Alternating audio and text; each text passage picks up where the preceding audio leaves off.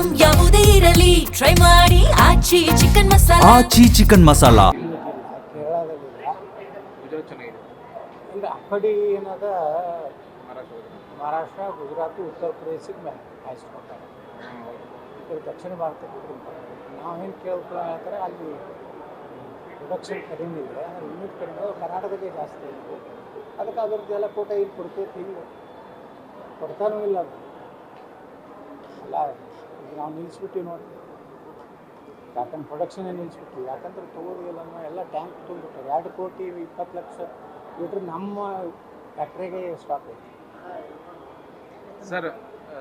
Okay sir, E20 oil ಬಗ್ಗೆ ಈಗ ಚರ್ಚೆ ಆಗ್ತಾ ಇದೆ. ಪೆಟ್ರೋಲ್ ಜೊತೆಗೆ ಎಥನಾಲ್ ಮಿಕ್ಸ್ ಮಾಡುವಂಥದ್ದು ಎಲ್ಲೋ ಇಂಜಿನ್ಗಳಿಗೆ ಡ್ಯಾಮೇಜ್ ಆಗ್ತಿದೆ, ಕಾರ್ಗಳು ಬೈಕ್ಗಳಿಗೆ ಅನ್ನುವಂಥದ್ದು. ಇದು ಸತ್ಯನಾ ಸರ್? ಮತ್ತು ಸೆಂಟ್ರಲ್ ಗೌರ್ಮೆಂಟ್ ನಿಮ್ಮ ಕಂಪ್ನಿಗಳಿಗೆ ಏನು ಹೇಳಿದೆ ಸರ್? ಈಗ E20 ಇಥನಾಲನ್ನು ಪೆಟ್ರೋಲ್ನಲ್ಲಿ ಮಿಶ್ರಣ ಮಾಡುವಂಥದ್ದು ಏನು ನಿತಿನ್ ಗಡ್ಕರಿ ಅವರು ಈ ದೇಶದಲ್ಲಿ ಒಂದು ಕ್ರಾಂತಿ ಮಾಡಿದ್ದಾರೆ.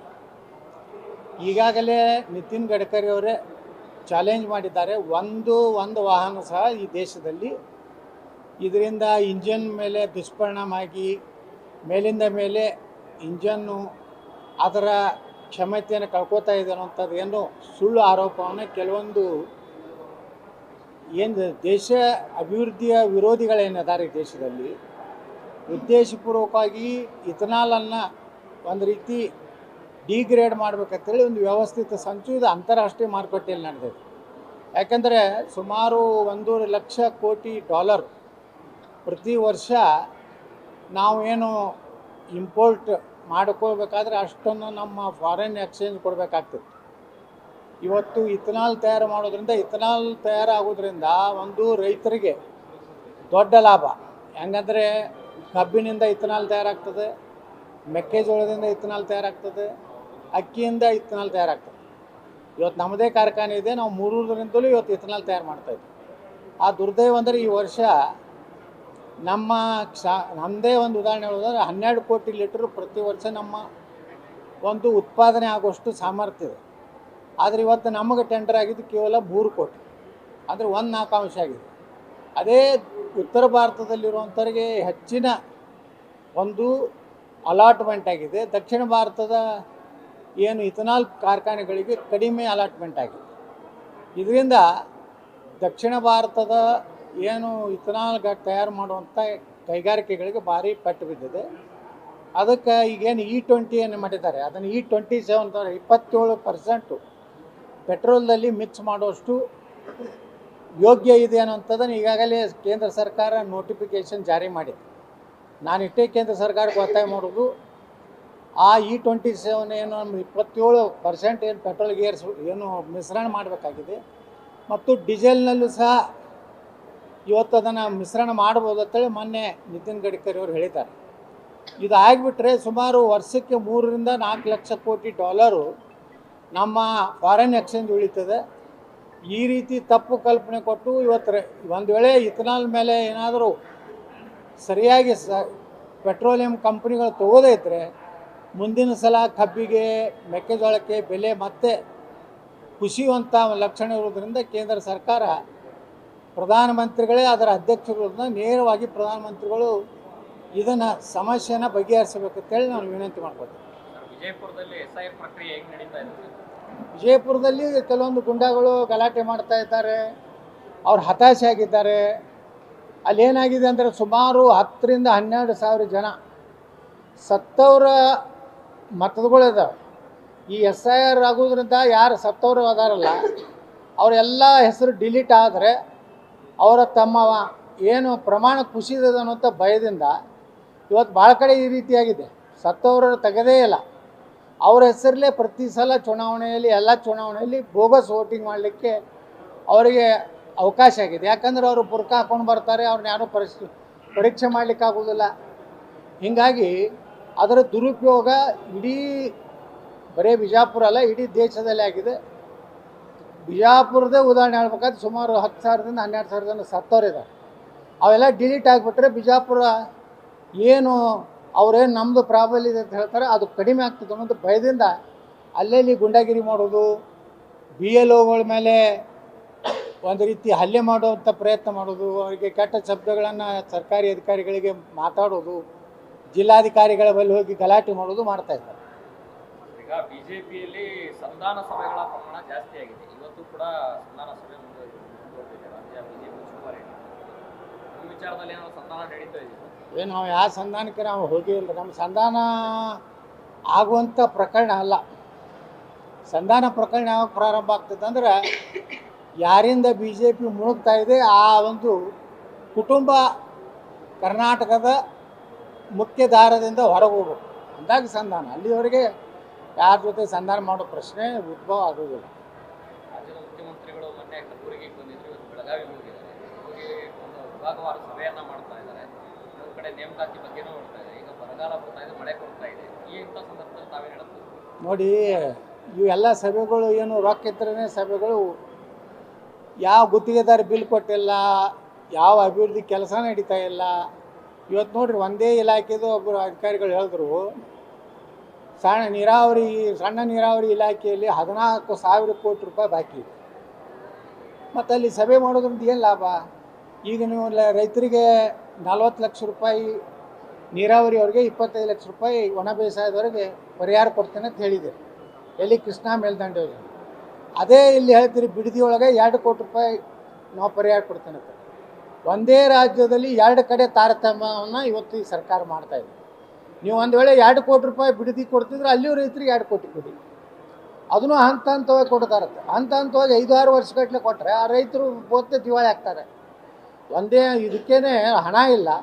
ಸುಮ್ಮನೆ ಎಲ್ಲ ವಿಭಾಗ ಸಭೆಗಳು, ಅದರಿಂದ ಯಾವುದೇ ಸಭೆಗಳಿಂದ ಯಾವುದೇ ರೀತಿ ಫಲಪ್ರದ ಆಗುವಂಥ ಸಭೆ ಆಗುವುದಿಲ್ಲ. ಅದು ಸುಮ್ಮನೆ ಕಾಟಾಚಾರಕ್ಕೆ ಮಾಡ್ತಾಯಿದೆ. ಸರ್, ಈಗ ಹಿಂದೂ ಕಾರ್ಯಕರ್ತರು ಒಬ್ಬೊಬ್ಬರಾಗಿ ಒಂದೊಂದು ವಿಚಾರಗಳನ್ನ ಹೇಳ್ತಾ ಇದ್ದಾರೆ.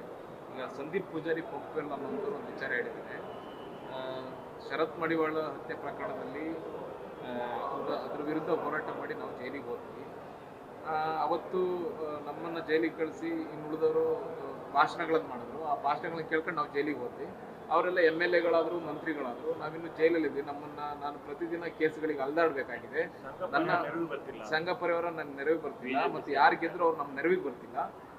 ನಾವು ಈಗ ಕೇಸ್ಗಳಿಗೆ ಅಲ್ದಾಡೋ ಪರಿಸ್ಥಿತಿ ಆಗಿದೆ. ನಮ್ಮನ್ನು ಯಾರು ಕೇಳೋದಿಕ್ಕಿಲ್ಲ ಅಂತ ಹಿಂದೂ ಕಾರ್ಯಕರ್ತರು ಇಲ್ಲ, ಇದು ಎಲ್ಲ ಕಡೆ ರಾಜ್ಯದಲ್ಲಿ ಹಿಂದೂ ಕಾರ್ಯಕರ್ತರು ಒಂದು ಭಾವನೆ ಇದೆ. ಯಾಕಂದ್ರೆ BJP ಸರ್ಕಾರ ಇದ್ದಾಗ ಆಯಾ ಘಟ್ಟದಲ್ಲಿ ಆದಂಥ 2 ಮುಖ್ಯಮಂತ್ರಿಗಳು ಯಾವುದೇ ರೀತಿ ಹಿಂದೂಗಳ ವಿರುದ್ಧ ಇರುವಂಥ ಕೇಸ್ ತಗೊಳ್ಳಿಕ್ಕೆ ಏನೂ ಪ್ರಯತ್ನ ಮಾಡಲಿಲ್ಲ. ಇವತ್ತು ನೋಡಿರಿ, ಕಾಂಗ್ರೆಸ್ ಬಂದ ಕೂಡಲೇ ಮುಸ್ಲಿಮರದು ಎಲ್ಲ ಕೇಸುಗಳನ್ನು ವಾಪಸ್ ತಗೋತಾ ಇದ್ದಾರೆ. ಮತ್ತು ಇವರು BJP ಅಧಿಕಾರಿಗಳಿದ್ದಾಗ ಇವರೆಲ್ಲ MLA ಆದವರು, ಮಂತ್ರಿಗಳಾದರು, ಮುಖ್ಯಮಂತ್ರಿಗಳಾದರು. ಇವತ್ತು ಹಾವೇರಿ ಇದೆ, ಉದಾಹರಣೆ ತಗೋರಿ. ಹಾವೇರಿ ಜಿಲ್ಲೆಯಲ್ಲಿ ನಿನ್ನೆ ನಾವು ಹೋದಾಗ ಎಲ್ಲ ಕಡೆ ಕಾರ್ಯಕರ್ತರ ಭಾವನೆ, ಅಲ್ಲಿ BJP ನಾಯಕರು ಯಾರೂ ಸ್ಪಂದನೆ ಮಾಡ್ತಾ ಇಲ್ಲ. ಪಾಪ ಕಾರ್ಯಕರ್ತರು ಗೋ ಒಂದು ರಕ್ಷಣೆಗಾಗಿ, ಹಿಂದೂಗಳ ಏನೇ ಭಾವನೆಗಳಿಗೆ ಧಕ್ಕೆ ಆದಾಗ ಅದರ ವಿರುದ್ಧ ಹೋರಾಟ ಮಾಡೋದಂಥವ್ರಿಗೆ ನಿಜಕ್ಕೂ ಅನ್ಯಾಯ ಆಗಿದೆ. ಇನ್ನಾದರೂ ಈಗ ಏನೋ ಒಂದು ನಾಟಕ ಪ್ರಾರಂಭ ಮಾಡಿದ್ದಾರೆ. ಇದು ಕೇವಲ ಚುನಾವಣೆ ಸ್ಟಂಟ್ ಆಗಬಾರ್ದು. ಮುಂದಿನ ದಿವಸಗಳಲ್ಲಿ ಹಿಂದೂಗಳ ರಕ್ಷಣೆ ಮಾಡುವಂಥ ಕೆಲಸ ಭಾರತೀಯ ಜನತಾ ಪಾರ್ಟಿಯಲ್ಲಿ ಮಾಡುವಂಥ ನಾಯಕರುಗಳು ಇವತ್ತು ಕಾಣ್ತಾ ಇಲ್ಲ. ಕೇವಲ ತಾವು ತಮ್ಮ ಕುಟುಂಬ, ತಮ್ಮ ಮಕ್ಕಳನ್ನ MLA ಟಿಕೆಟ್ ಕೊಡಿಸ್ಬೇಕು, ತಮ್ಮ ಭವಿಷ್ಯ ನೋಡ್ಕೋದ್ರ ಸಲುವಾಗಿ ಮುಂಜಾನೆ ಒಂದು ಹೇಳಿಕೆ ಕೊಡ್ತಾರೆ, ಸಂಜೆ ಮುಂದೆ ಒಂದು ಹೇಳಿಕೆ ಕೊಡ್ತಾರೆ. ಒಬ್ಬರು ಕೊಟ್ಟರಲ್ಲ, ಕಿಕ್ಕಿ ಮಹೌಟ್ ಅಂತ ಹೇಳಿ ಕೊಟ್ಟರು. ಅದ್ರ ಹಿಂದೆ ನೋಡ್ರಿ ಅವ್ರದ್ದು ಸದಾನಂದ ಗೌಡರ ಹೇಳಿಕೆಗಳು ಹೆಂಗಿದ್ದು ಅಂದರೆ, ಏನಪ್ಪ ಯಡಿಯೂರಪ್ಪನ ಬಿಟ್ಟರೆ BJP ನಿಲ್ಲ ಅನ್ನೋರಂಗೆ ಗುಣಗಾನ ಮಾಡ್ತಿದ್ರು ಅಪ್ಪ ಮಕ್ಕಳನ್ನ. ಈ ರಾಜ್ಯಸಭಾ ಆಗಲಿಲ್ಲ ಅಂದು ಮರುದಿವ್ಸನೇ ಯಾವುದೋ BJP ಪ್ರಮುಖರ ಜೊತೆಗೆ ಕಿಕ್ಕಿ ಮಹೋಟ ಅಂದರು. ಯಾವಾಗ ಒದಿತಾರೋ, ಯಾವಾಗ ಒಳಗೆ ಬರ್ತಾ ಇಂಥ ನಾಯಕರುಗಳು ಏನು BJPಯಲ್ಲಿ ಅದಾರಲ್ಲ, ಇದರಿಂದ ಹಿಂದೂಗಳಿಗೆ ರಕ್ಷಣೆ ಆಗ್ತಾಯಿಲ್ಲ. ಯಾರು ನೋಡ್ರಿ, ಅದು ಬೊಮ್ಮಾಯಿಯವರು ಇದ್ದಾಗೂ ಏನೂ ಮಾಡಲಿಲ್ಲ. ಬೊಮ್ಮಾಯಿ ಹುಬ್ಬಳ್ಳಿ ಘಟನೆ ಆಯಿತು, ಪೊಲೀಸ್ ಸ್ಟೇಷನ್ ಬೆಂಕಿ ಹಚ್ಚೋದಾದ. ಇದೇ ಯಡಿಯೂರಪ್ಪ ಇದ್ದಾಗ KGHಳ್ಳಿ DGHಳ್ಳಿ ಒಳಗೆ ಪೊಲೀಸ್ ಸ್ಟೇಷನ್ ಬೆಂಕಿ ಹಚ್ಚಿ ಏನು ಕ್ರಮ ತೊಗೊಂಡ್ರು? ಏನು ಕ್ರಮ ತಗೊಳ್ಳಾರ್ದಕ್ಕೇ ಕರ್ನಾಟಕದಲ್ಲಿ ಹಿಂದೂ ಕಾರ್ಯಕರ್ತರು ಭಾಳಷ್ಟು ನಿರಾಶೆಯಾಗಿದ್ದಾರೆ. ಯಾರ ಬಗ್ಗೆ? ಈ BJPಯಲ್ಲಿರುವಂಥ ಕೆಲವು ನಾಯಕರ ಬಗ್ಗೆ. ಕೇವಲ ನರೇಂದ್ರ ಮೋದಿಯವ್ರನ್ನ ನಂಬ್ಕೊಂಡು, ಯೋಗಿ ಆದಿತ್ಯನಾಥ್ರನ್ನ ನಂಬ್ಕೊಂಡು BJPಗೆ ಕೆಲಸ ಮಾಡ್ತಾಯಿದ್ದಾರೆ. ಈ ಕರ್ನಾಟಕದಲ್ಲಿರುವಂಥ ಮಹಾನ್ ಶ್ರೇಷ್ಠ ನಾಯಕರ ಬಗ್ಗೆ ಯಾರ್ದೂ ವಿಶ್ವಾಸ ಇಲ್ಲ. ಈಗ ಇತ್ತೀಚೆಗೆ RSS ಬಗ್ಗೆ ಹೆಚ್ಚು ಮಾತನಾಡಕ್ಕೆ ಶುರು ಮಾಡಿದ್ದಾರೆ ಸರ್ಕಾರ ಸಚಿವರು. ಕಾಂಗ್ರೆಸ್ನಲ್ಲಿ RSS ಬಗ್ಗೆ ಮಾತನಾಡಿದ್ರೆ ಅವಕಾಶಗಳು ಜಾಸ್ತಿ ಅಂತ ಅನ್ನೋಂಥ ಚರ್ಚೆ. ಅಲ್ಲೇ ಪ್ರಮೋಷನ್ ಆಗ್ತದೆ ಅಂತ ಹೇಳಿ ಈ ರಾಹುಲ್ ಗಾಂಧಿ ಅನ್ನುವಂಥ ಒಂದು ವ್ಯಕ್ತಿ ಏನಿದೆಯಲ್ಲ, ದೇಶದ ವಿರುದ್ಧ ಮಾತಾಡೋರು, ಹಿಂದೂ ಧರ್ಮದ ವಿರುದ್ಧ ಮಾತಾಡೋರು, ಅದೇ ರೀತಿ RSS ವಿರುದ್ಧ ಮಾತಾಡೋರು, ಯಾರು ಮಾತಾಡ್ತಾರೆ ಅವ್ರು ಪ್ರಮೋಷನ್ ಕೊಡ್ತಾರೆ. ಈಗ BK ಹರಿಪ್ರಸಾದ್ ಕೊಟ್ಟಿದ್ದು ಅದೇ ಕಾರಣದಿಂದ, ಈ ಹೋಮ್ ಮಿನಿಸ್ಟರ್ ಖರ್ಗೆ ಅವರು ಮಾಡಿದ್ದು ಅದೇ ಕಾರಣದಿಂದ, ಅವ್ರ ತಂದೆಯನ್ನು ರಾಷ್ಟ್ರೀಯ ಅಧ್ಯಕ್ಷ ಮಾಡಿದ್ದು ಅದೇ ಕಾರಣದಿಂದ, ಮತ್ತೊಂದೇನಿಲ್ಲ. ಹಿಂದೂಗಳಿಗೆ ಬೈಯವರು ಅತ್ಯಂತ ಹಗುರಾಗಿ ಮಾತಾಡಬೇಕು, ದೇಶದ ವಿರುದ್ಧ ಹೇಳಿಕೆ ಕೊಡಬೇಕು, ಚೀನಾ ಏಜೆಂಟ್ರಂತೆ ಕೊಡಬೇಕು, ನಮ್ಮ ಪಾಕಿಸ್ತಾನ ಅನ್ನಬೇಕು. ನಿನ್ನೆ ಒಬ್ಬ ಶಿಗ್ಗಾಂವದಲ್ಲಿ ಕಾಂಗ್ರೆಸ್ MLA ನಮ್ಮ ಪಾಕಿಸ್ತಾನ ನಮ್ಮ ವೈರಿ ಎಲ್ಲ, ಚೀನಾ ನಮ್ಮ ವೈರಿ ಅಂತ ಹೇಳ. ಬಹುಶಃ ಅವನಿಗೂ ಏನಾದರೂ ಪ್ರಮೋಷನ್ ಸಿಗ್ಬೋದು ಇಷ್ಟರಲ್ಲೇ. ಅಂದರೆ ಇದು ಕೆಟ್ಟ ಒಂದು ಸಂಸ್ಕೃತಿ ಕಾಂಗ್ರೆಸ್ನಲ್ಲಿ. ರಾಹುಲ್ ಗಾಂಧಿ ಮೇಲೆ ಬಂದು ಮೊದಲೇ ನೋಡೋದು ಕಾಂಗ್ರೆಸ್ಸು ದೇಶ ವಿರೋಧಿ ಹೇಳಿಕೆಗಳಲ್ಲೇ ನೆಹರುವಿಂದ ಹಿಡಿದು ಎಲ್ಲರೂ ಇದೇ ಮಾಡಿದ್ದಾರೆ. ಇನ್ನೂ ಹೆಚ್ಚು ಪ್ರಖರವಾಗಿ ರಾಹುಲ್ ಗಾಂಧಿ ಬಂದ ಮೇಲೆ ಆಗ್ತಾಯಿದೆ. ಸರ್ಕಾರದಲ್ಲಿ ಕೆಲ ಇಲಾಖೆಗಳಿಂದ ನೇರ ನೇಮಕಾತಿ ಆಗ್ತಾ ಇದೆ. ಮೊನ್ನೆ ಆದೇಶ ಆಗಿದೆ ನೇರ ನೇಮಕಾತಿ ಮಾಡಬೇಕು ಅಂತ. ಇದ್ರ ಬಗ್ಗೆ ತಮ್ಮ ಅಭಿಪ್ರಾಯ ಏನು? ನೋಡಿ, ನೇರ ನೇಮಕಾತಿ ಮಾಡುವಂಥದ್ದು ಏನು ಪ್ರೊಸೆಸ್ ಮಾಡಿದ್ರೆ ಭ್ರಷ್ಟಾಚಾರಕ್ಕೆ ಅನುಕೂಲ. ಈಗ ನೀವು KPSC ಎದಕ್ಕೆ ಮಾಡಿರಿ? KPSCನೂ ಸಹ ಒಂದು ಭ್ರಷ್ಟಾಚಾರದ ದೊಡ್ಡ ಕೂಪು ಅದು, ಅದೇನು ಭಾಳ ಚಾಚಗಳಿಲ್ಲ. ಯಾಕಂದ್ರೆ ಅದರ ಅಧ್ಯಕ್ಷನ ಮೇಲೆ ಗಂಭೀರ ಆರೋಪ ಬಂದಿದೆ. ಇನ್ನೂವರೆಗೆ ಆ ಮಹಾತ್ಮ ಇನ್ನೂ ರಾಜೀನಾಮೆ ಕೊಡ್ಲಿಕ್ಕೂ ತಯಾರಿಲ್ಲ, ತನ್ನ ಮಗಳನ್ನೇ ನೇಮಕಾತಿ ಮಾಡ್ಯಾನ. ಇದಕ್ಕೆ ನನಗೆ ಅಭಿಪ್ರಾಯ ಏನಪ್ಪ ಅಂದರೆ, UPSC ಮಾದರಿಯಲ್ಲಿ ಯಾವುದೇ ಮಕ್ಕಳಿಗೆ ಮೆರಿಟ್ ಆಧಾರ ಮೇಲೆ ಅವ್ರ ಅರ್ಹತೆ ಆಧಾರ ಮೇಲೆ ನೇಮಕಾತಿ ಆಗಬೇಕು ವಿನಃ ನೇರ ನೇಮಕಾತಿಯಿಂದ ನಿಜವಾದಂಥ ಏನು ಪ್ರತಿಭೆ ಇರುವಂಥ ಯುವಕರಿಗೆ ನೌಕರಿ ಸಿಗುವಂಥದ್ದು ಭಾಳ ಕಷ್ಟ. ಇವು ಕೇವಲ ತಮ್ಮ ಭ್ರಷ್ಟಾಚಾರಕ್ಕಾಗಿ ಈ ರೀತಿ ನೇರ ನೇಮಕಾತಿ ಮಾಡ್ಕೊತಾ ಇದ್ದಾರೆ ಅನ್ನೋದು ನನ್ನ ಅಭಿಪ್ರಾಯ. ಗ್ಯಾರಂಟಿ ನ್ಯೂಸ್, ಸುದ್ದಿ ಖಚಿತ, ನ್ಯಾಯ ನಿಶ್ಚಿತ.